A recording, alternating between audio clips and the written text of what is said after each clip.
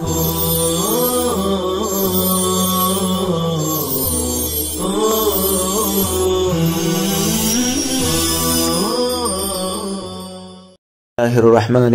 الحمد لله رب العالمين الحمد لله حمدا كثيرا طيبا مباركا فيه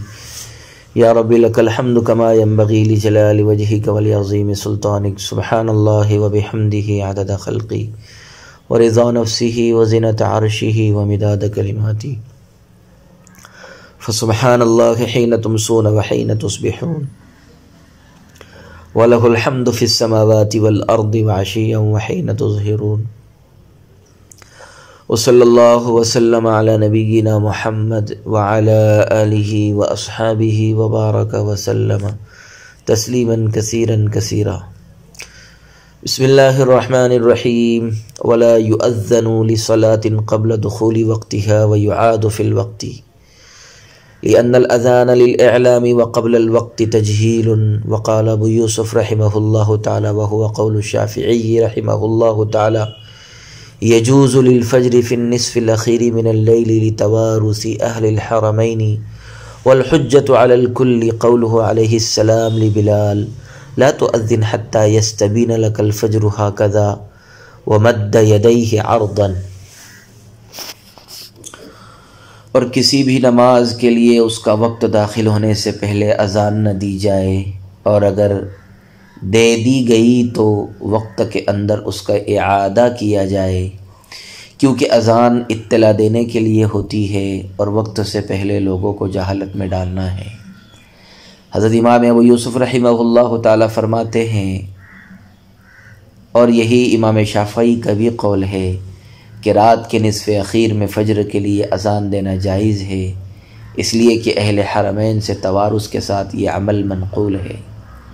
اور سب کے خلاف حضرت بلال سے آپ صلی اللہ علیہ وسلم کا یہ فرمان حجت ہے کہ تم اس وقت تک اذان نہ دو یہاں تک کہ تمہارے لیے اس طرح فجر واضح نہ ہو جائے، اور آپ صلی اللہ علیہ وسلم نے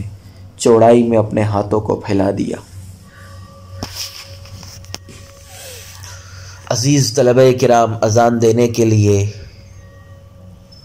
موضوع و غیر موضوع وقت اور اس کے احکام۔ صورت مسئلہ یہ ہے کہ حضرات طرفین کے یہاں نماز کا وقت داخل ہونے سے پہلے کسی بھی نماز کے لیے اذان دینا درست نہیں ہے،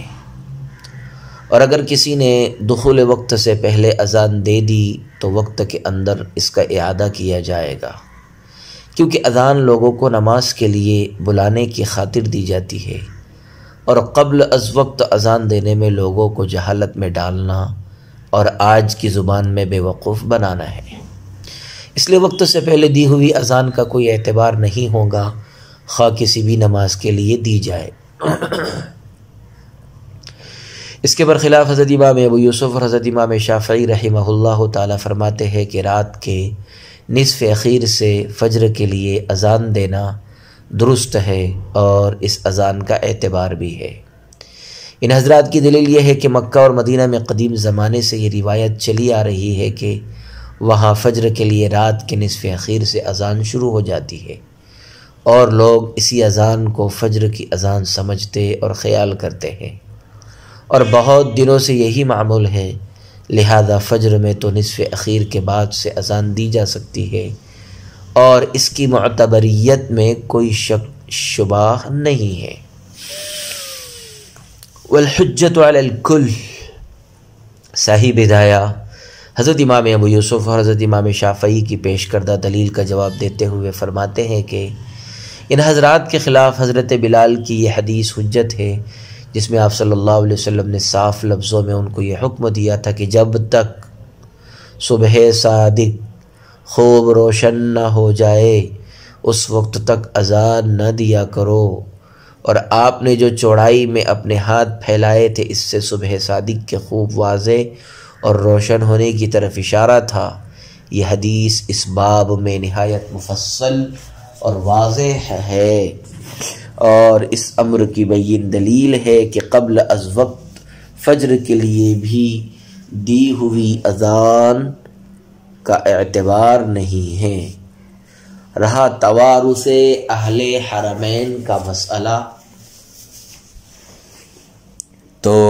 اس کا جواب یہ ہے کہ حرمین شریفین میں نصف اخیر کے بعد جو اذان دی جاتی ہے وہ فجر کے لیے نہیں ہوتی بلکہ تہجد کے لیے ہوتی ہے، اور زمانے نبوت میں اس طرح کی اذان حضرت بلال بھی دیا کرتے تھے، اور اس اذان کے تہجد کے لیے ہونے کی دلیل آپ صلی اللہ علیہ وسلم کا یہ فرمان ہے، ان بلال یؤذن بلیل فکلوا واشربوا حتی تسمعوا اذان ابن ام مکتوم، یعنی حضرت بلال رات میں اذان دیتے ہیں، لہذا ان کی اذان پر کھانا پینا بند نہ کرو بلکہ اس وقت تک سحری کھاتے رہو جب تک کہ ابن ام مکتوم اذان نہ دیں۔ اس حدیث سے کئی باتیں سامنے آئیں۔ نمبر 1، حضرت بلال رات میں اذان دیتے تھے۔ نمبر 2، ان کی اذان کے بعد بھی لوگوں کو سحری کھانے کا حکم دیا گیا۔ نمبر 3، ابن ام مکتوم بھی اذان دیتے تھے۔ ان تمام باتوں سے یہ واضح ہو گیا کہ حضرت بلال کی اذان تہجد کے لیے ہوتی تھی۔ اگر یہ اذان نماز فجر کے لیے ہوتی تو اس کے بعد نہ تو سحری کھانے کی اجازت دی جاتی اور نہ ہی حضرت ابن ام مکتوم کو دوبارہ اذان دینا پڑتا، کیونکہ ایک ہی وقت کے لیے 2 مرتبہ اذان ہونے کا کوئی مطلب نہیں ہے۔ والمسافر يؤذن ويقيم لقوله عليه السلام لابني أبي مليكة رضي الله عنه إذا سافرتما فأذنا وأقيما فإن تركهما جميعا يكره ولو اكتفى بالإقامة جازة لأن الأذان لاستحضار الغائبين والرفقة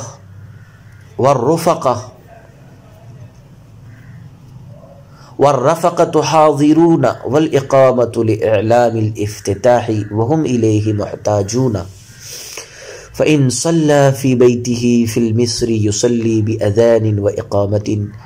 ليكون الأداء على هيئة الجماعة، وإن تركهما جاز لقول ابن مسعود أذان الحي يكفينا۔ اور مسافر اذان و اقامت دونوں کہے،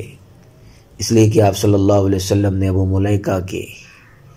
دونوں بیٹوں سے یہ فرمایا تھا کہ جب تم دونوں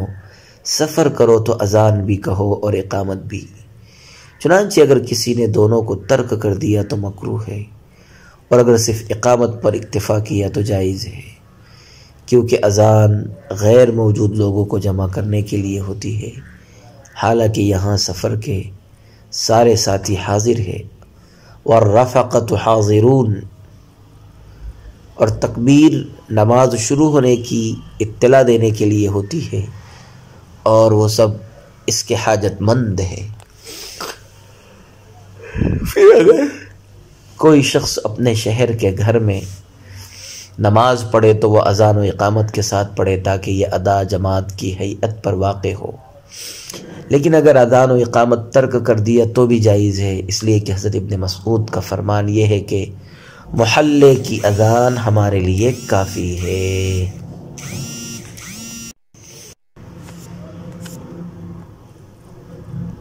مسافر کے لیے اذان و اقامت کا بیان۔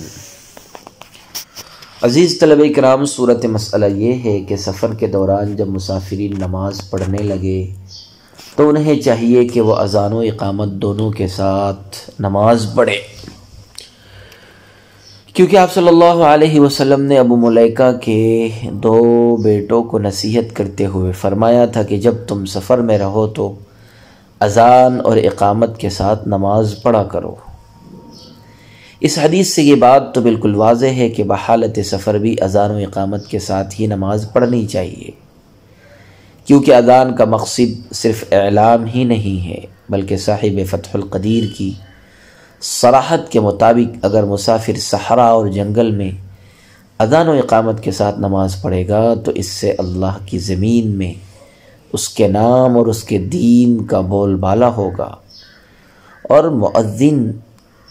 ان تمام لوگوں کو اللہ کی یاد دلائے گا جو اس کی نظروں سے اوجھل ہے، مثلا جنات اور دیگر مخلوقات۔ اس لیے بھی بحالت سفر اذان و اقامت کا اہتمام ضروری ہے، اور اذان و اقامت دونوں کو ترک کر دینا مکروہ ہے، کیونکہ حدیث میں انہیں بجا لانے کا مکلف بنایا گیا ہے، اس لیے دونوں کو ترک نہ کیا جائے۔ البتہ اگر کسی شخص نے صرف اقامت پر اکتفا کر لیا تو یہ جائز ہے،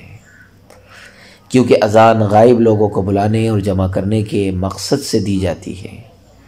اور ظاہر ہے کہ بحالت سفر تمام رفقا ایک ہی ساتھ رہتے ہیں، اس لیے بلانے اور جمع کرنے کے لیے کسی خاص اطلاع کی ضرورت نہیں ہے۔ البتہ اقامت چونکہ نماز شروع کرنے کی اطلاع کے لیے کہی جاتی ہے، نماز شروع کرنے کی اطلاع کے لیے کہی جاتی ہے، اس لیے حاضرین کے حق میں بھی اس کی ضرورت متحقق ہے، لہذا ان لوگوں کے حق میں اقامت کی ضرورت تو ہوگی، مگر اذان کی کوئی خاص ضرورت نہیں ہے۔ اس لیے کسی شخص نے اگر صرف اقامت پر اکتفا کر لیا تو بھی جائز ہے۔ فَإِن صَلَّى فِي بَيْتِهِ، اس کا حاصل یہ ہے کہ اگر کوئی شخص شہر میں رہتا ہو اور وہ اپنے مکان میں نماز پڑھنا چاہے تو اسے چاہیے کہ اذان و اقامت دونوں کے ساتھ نماز پڑھے، خواہ اکیلا ہو یا کئی لوگ ہوں، تاکہ اس کی یہ نماز جماعت کی نماز کے مشابہ ہو جائے جو اذان و اقامت دونوں کے ساتھ پڑھی جاتی ہے۔ لیکن اگر یہ شخص اذان و اقامت دونوں کو ترک کر دے تو اس میں کوئی حرج نہیں ہے، ایسا کیا جا سکتا ہے، اس لیے کہ حضرت عبداللہ ابن مسعود نے ایک مرتبہ حضرت علقمہ اور حضرت اسود کو رضی اللہ عنہما اذان و اقامت کے بغیر ہی نماز پڑھائی۔ جب ان سے پوچھا گیا الا تؤذن و تقیم، کہ آپ اذان اور اقامت کیوں نہیں کہی، آپ نے اذان و اقامت کیوں نہیں کہی الا تؤذن و تقیم، آپ نے اذان و اقامت کیوں نہیں کہی؟ اس پر انہوں نے فرمایا اذان الحی یکفینا، کہ محلے کی اذان ہمارے لیے کافی ہے۔ صاحب عنایہ نے اس کی عقلی بیان کرتے ہوئے لکھا ہے کہ مؤذن اذان و اقامت میں اہل محلہ کا نائب ہوتا ہے، لہذا محلہ میں بغیر اذان و اقامت کے نماز پڑھنے والا حکماً اذان و اقامت کے ساتھ نماز پڑھنے والا ہے۔ باب شروط الصلاة التي تتقدمها، یہ باب نماز کی ان شرطوں کے بیان میں ہے جو نماز سے مقدم ہیں۔ عزیز طلبہ کرام، صاحب کتاب نے اس سے پہلے نماز کے اوقات اور پھر اوقات کی علامات یعنی اذان اور اس کے احکامات کو بیان کیا ہے۔ اب یہاں سے نماز کی شرائط کو بیان کر رہے ہیں۔ واضح رہے کہ شروط شرطن کی جمع ہے جس کے لغوی معنی ہے علامت، اور اصطلاح شرع میں شرط اس چیز کو کہتے ہیں جس پر دوسری چیز کا وجود موقوف ہو لیکن وہ چیز اس میں داخل نہ ہو۔ شرط اس چیز کو کہتے ہیں جس پر دوسری چیز کا وجود موقوف ہو لیکن وہ چیز اس میں داخل نہ ہو۔ ما يتوقف علیہ وجود الشیء ولم یکن داخلا فیہ، یجب علی المصلی ان یقدم الطہارة من الاحداث والانجاس على ما قدمناه، قال اللہ تعالی وثيابك فطہر، وقال تعالی وإن كنتم جنبا فاطہروا، ويستر عورته لقوله تعالی خذوا زینتکم عند كل مسجد، أي ما يواري عورتكم عند كل صلاة، وقال عليه الصلاة والسلام لا صلاة لحائز إلا بخمار أي البالغة۔ نماز پڑھنے والے پر یہ واجب ہے کہ وہ طہارت کو احداث اور انجاس پر مقدم کرے،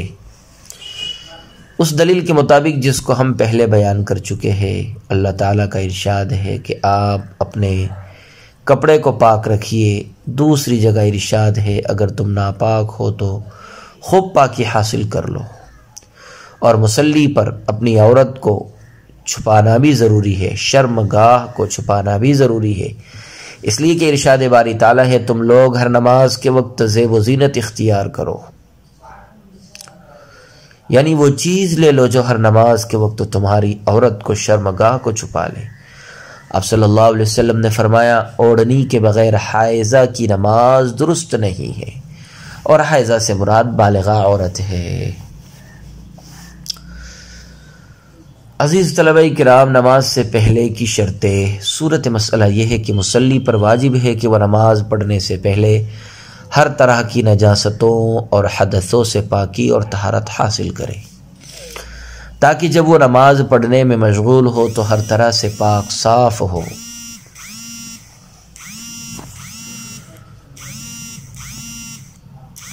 صورت مسئلہ یہ ہے کہ مصلی پر واجب ہے کہ وہ نماز پڑھنے سے پہلے ہر طرح کی نجاستوں اور حدثوں سے پاکی اور طہارت حاصل کرے، تاکہ جب وہ نماز پڑھنے میں مشغول ہو تو ہر طرح سے پاک صاف ہو۔ اس کی دلیل قرآن کریم کی یہ آیتیں ہیں وَثِيَابَكَ فَطَهِّرْ وَإِن كُنتُمْ جُنُبًا فَطَّهِّرُوا، یہ اور اس طرح کی کئی آیتوں میں طہارت کا حکم دیا گیا ہے جس کا بجا لانا ہر نمازی کے لیے فرض اور ضروری ہے۔ صاحب عنایہ نے لکھا ہے کہ اگرچہ یہ بحث اس سے پہلے آ چکی ہے، مگر چونکہ یہاں شرائط کا بیان ہے اور تقدیم طہارت بھی شرط ہے بلکہ اہم الشرائط ہے، اس لیے اسے یہاں دوبارہ بیان کیا جا رہا ہے تاکہ شروط کی صف میں اس کا بھی شمار ہو جائے۔ وَيَسْتُرُ عَوْرَتَهُ، یہ جملہ أَن يُقَدِّمَ الطَّهَارَةَ پر عطف ہے اور مصلی کے لیے دوسری شرط ہے، یعنی مصلی پر اپنی عورت کا اپنی شرمگاہ کا چھپانا بھی لازم اور ضروری ہے۔ عورت سے مراد بدن کے وہ حصے ہیں جن کا چھپانا فرض اور ضروری ہے اور جن کا کھولنا اور کھلنا باعث عار ہے۔ حدیث پاک میں ناف سے لے کر گھٹنے تک کے حصے کو عورت قرار دیا گیا ہے۔ حدیث آ رہی ہے ستر عورت کے شرط اور لازم ہونے پر قرآن کریم کی یہ آیت مستدل ہے خذوا زینتکم عند کل مسجد، اور اس آیت سے وجہ استدلال اس طرح ہے کہ آیت میں زینت سے مراد ما یواری عورتکم ہے، یعنی وہ چیز جو تمہاری عورت کو چھپا لے، کیونکہ عورت کا کھلنا باعث عار اور شرم ہے تو ظاہر ہے کہ اس کا چھپانا یقیناً باعث زینت ہوگا۔ اور عند کل مسجد سے عند کل صلاۃ مراد ہے، اور یہاں محل بول کر حال مراد لیا گیا ہے، اور آیت پاک کا واضح مفہوم یہ ہے کہ ہر نماز کے وقت ستر عورت حاصل کر لیا کرو۔ اس کی دوسری دلیل آپ صلی اللہ علیہ وسلم کا یہ فرمان ہے لا صلاۃ لحائض الا بخمار۔ اس حدیث میں حائضہ سے مراد حائضہ سے بالغہ مراد ہے، کیونکہ بلوغت کے بعد ہی حیض آتا ہے، اور حدیث کا مفہوم یہ ہے کہ اللہ تعالی بالغہ عورت کی نماز اوڑھنی کے بغیر قبول نہیں فرماتے ہیں، اور بالغہ کے حق میں ستر عورت ہے، اور بالغہ کے حق میں سر عورت ہے، ان حصوں میں سے ہے بدن کے جن کو چھپانا ضروری ہے، سر عورت ہے اور اس کا چھپانا ضروری ہے، لہذا جو چیز مرد کے حق میں عورت ہوگی اس کا چھپانا بھی شرط اور ضروری ہوگا۔ وعورت الرجل ما تحت السرة الى الركبة لقوله عليه السلام عورت الرجل ما بين سرته الى ركبته ويروى ما دون سرته حتى تجاوز ركبته، وبهذا يتبين أن السرة ليست من العورة خلافا لما يقوله الشافعي رحمه الله تعالى، والركبة من العورة خلافا له أيضا، وكلمة إلى نحملها على ما كلمة مع عملا بكلمة حتى، وعملا بقوله عليه الصلاة والسلام الركبة من العورة وبدن الحرة كلها عورة إلا وجهها وكفيها، لقوله عليه الصلاة والسلام المرأة عورة مستورة واستثناء العضوين لابتلاء بإبدائهما قال وهذا تنصيص على أن القدم عورة ويروى أنها ليست بعورة وهو الأصح۔ اور مرد کی شرمگاہ عورت اس کی ناف کے نیچے سے لے کر گھٹنے تک ہے، اس لیے کہ آپ صلی اللہ علیہ وسلم کا ارشاد گرامی ہے مرد کی شرمگاہ اس کی ناف اور گھٹنے کے بیچ میں ہے، اور ایک روایت میں ہے کہ ناف کے نیچے سے یہاں تک کہ اس کے گھٹنے کو تجاوز کر جائے۔ اس سے یہ واضح ہو گیا کہ ناف عورت میں سے نہیں ہے، برخلاف اس کے جو امام شافعی رحمۃ اللہ علیہ فرماتے ہیں۔ اور گھٹنا عورت میں سے ہے، امام شافعی رحمۃ اللہ علیہ کا اس میں بھی اختلاف ہے۔ ہم کلمہ الہ کو کلمہ مع پر محمول کرتے ہیں، کلمہ حتی پر عمل کرتے ہوئے، اور آپ صلی اللہ علیہ وسلم کے اس فرمان پر عمل کرتے ہوئے کہ الرکبۃ من العورۃ، اور آزاد عورت کا پورا بدن واجب الستر ہے، اس کے چہرے اور دونوں ہتھیلیوں کے علاوہ، اس لیے کہ آپ صلی اللہ علیہ وسلم کا ارشاد گرامی ہے عورت چھپا کر رکھی جانے والی چیز ہے، اور دونوں عضو کا استثناء ان کے ظاہر کرنے کے ابتلا کی وجہ سے ہے۔ صاحب ہدایہ فرماتے ہیں کہ یہ اس بات کی صراحت ہے کہ عورت کا قدم بھی عورت ہے، اور ایک روایت یہ ہے کہ قدم عورت نہیں ہے، اور یہی زیادہ واضح صحیح ہے۔ عورت اور مرد کے ستر کی تفصیل۔ صورت مسئلہ یہ ہے کہ ہمارے یہاں مرد کی عورت یعنی مرد کے لیے واجب الستر جسم کی تحدید یہ ہے کہ وہ ناف کے نیچے سے گھٹنے تک کا حصہ ہے، یعنی ناف اس میں داخل نہیں ہے، البتہ گھٹنا داخل ہے، جبکہ حضرت امام شافعی رحمۃ اللہ علیہ کے یہاں اس کا الٹا ہے، یعنی وہ ناف کو عورت میں داخل کرتے ہیں اور گھٹنے کو عورت سے خارج مانتے ہیں۔ ہماری دلیل وہ حدیث ہے جو کتاب میں مذکور ہے،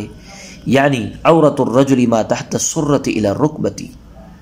اور اس حدیث سے وجہ استدلال بئی معنی ہے کہ حدیث پاک میں صاف لفظوں میں ما تحت السرۃ کو عورت قرار دیا گیا ہے، لہذا اگر اتنی واضح صراحت کے بعد بھی ستر کو عورت سے خارج نہیں مانیں گے تو یہ حدیث کے ساتھ زیادتی ہوگی۔ لہذا اگر اتنی واضح صراحت کے باوجود بھی سرہ کو ما تحت سرہ کو عورت سے خارج نہیں مانیں گے تو یہ حدیث کے ساتھ زیادتی ہوگی جو درست نہیں ہے۔ پھر ایک دوسری روایت میں ما دون سرتہ حتی تجاوز رکبتہ کے کلمات وارد ہے جو اس بات کی دلیل ہے کہ مرد کی ناف عورت میں داخل نہیں ہے، البتہ اس کا گھٹنا اس میں داخل اور شامل ہے۔ ہاں یہ سوال کہ پہلی حدیث میں جو الی رکبتہ کے کلمات آئے ہیں اس میں کلمہ الی غایت کے لیے ہے، اور غایت مغیہ میں داخل نہیں ہوتی، لہذا اس سے رکبہ گھٹنے کو عورت میں داخل کرنا تو صحیح نہیں ہے۔ صاحب ہدایہ اسی کا جواب دیتے ہوئے فرماتے ہیں کہ حدیث میں جو کلمہ الی وارد ہے وہ مع کے معنی میں ہے، جیسے اللہ تعالیٰ کے قول وَلَا تَأْكُلُوا أَمْوَالَكُمْ إِلَىٰ أَمْوَالِكُمْ میں اِلَىٰ مع کے معنی میں ہے، اور یہاں اِلَىٰ کو مع کے معنی میں لینے کی ایک دوسری علت یہ ہے کہ آپ صلی اللہ علیہ وسلم نے ایک موقع پر الرکبۃ من العورۃ فرمایا ہے،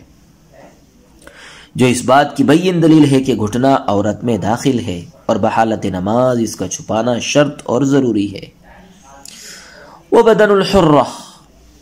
فرماتے ہیں کہ آزاد عورت کا چہرہ اور اس کی دونوں ہتھیلیوں کو چھوڑ کر پورا جسم عورت ہے، شرمگاہ ہے، اور ان دونوں اعضاء کے علاوہ بقیہ حصے بدن کا چھپانا ضروری ہے، اور اس پر آپ صلی اللہ علیہ وسلم کا یہ فرمان دلیل ہے المرأۃ عورۃ مستورۃ۔ اس حدیث کے پیش نظر تو عورت کے جسم کا ہر جز واجب الستر ہے، ہونا چاہیے، مگر چونکہ چہرہ اور ہتھیلیوں کو اس قدر کثرت سے ظاہر کرنے کی ضرورت پڑتی ہے کہ اس میں ابتلا سا ہو گیا ہے، کیونکہ لین دین اور معرفت و شناخت کے حوالے سے ان کا کھولنا انتہائی ناگزیر ہے، لہذا ابتلا اور عموم بلوا کے پیش نظر ان دونوں اعضاء کا استثناء کر دیا گیا ہے، لیکن بقیہ جسموں کو المرء کے مطلق ہونے کی وجہ سے واجب الستر قرار دیا گیا ہے۔ وَهَذَا تَنصِيصٌ، صاحب ہدایہ فرماتے ہیں کہ متن میں چونکہ وجہ اور کفین ہی کا استثناء کیا گیا ہے، اس لیے معلوم ہوتا ہے کہ عورت کے قدم بھی عورت ہیں، حالانکہ اصح قول یہ ہے کہ عورت کے قدم عورت نہیں ہے اور ان کا چھپانا بھی ضروری نہیں ہے، کیونکہ ہمہ وقت عورت موضع میں ملبوس نہیں رہتی اور اس کے حق میں بھی چلنے اور باہر نکلنے کی ضرورت ہے، لہذا وجہ وغیرہ کی طرح ابتلا کی وجہ سے قدم بھی خارج عن العورہ ہے، اور ان کا عورت نہ ہونا عقلاً بھی سمجھ میں آتا ہے، اور وہ اس طرح کہ عورت کے اکثر اعضاء جسم کو عورت کے اکثر اعضائے جسم کو عورت قرار دینے کی وجہ یہ ہے کہ انہیں دیکھنے اور بغور ان کا مطالعہ کرنے سے آدمی کی شہوت میں ہیجان پیدا ہوتا ہے، اور یہ خطرہ رہتا ہے کہ کہیں کوئی پھسل نہ جائے، اور یہ خطرہ چہرے میں زیادہ ہے، لیکن ابتلا کی وجہ سے چہرے کو عورت سے خارج کر دیا گیا ہے، لہذا جب خطرہ خوف کی کثرت کے باوجود چہرے کو عورت سے خارج کر دیا گیا تو قدمین کو تو بدرجہ اولا خارج کیا جائے گا، کیونکہ چہرے کے بالمقابل قدم کا معاملہ بالکل صفر ہے، قدم کو دیکھ کر تو بدماشوں اور اوباشوں کے قدم بھی نہیں پھسلتے، خیر قدم ستر عورت میں شامل و داخل نہیں ہیں۔ وصلی اللہ وسلم علی نبینا محمد وعلی آلہ واصحابہ وبارک وسلم تسلیما کثیرا کثیرا۔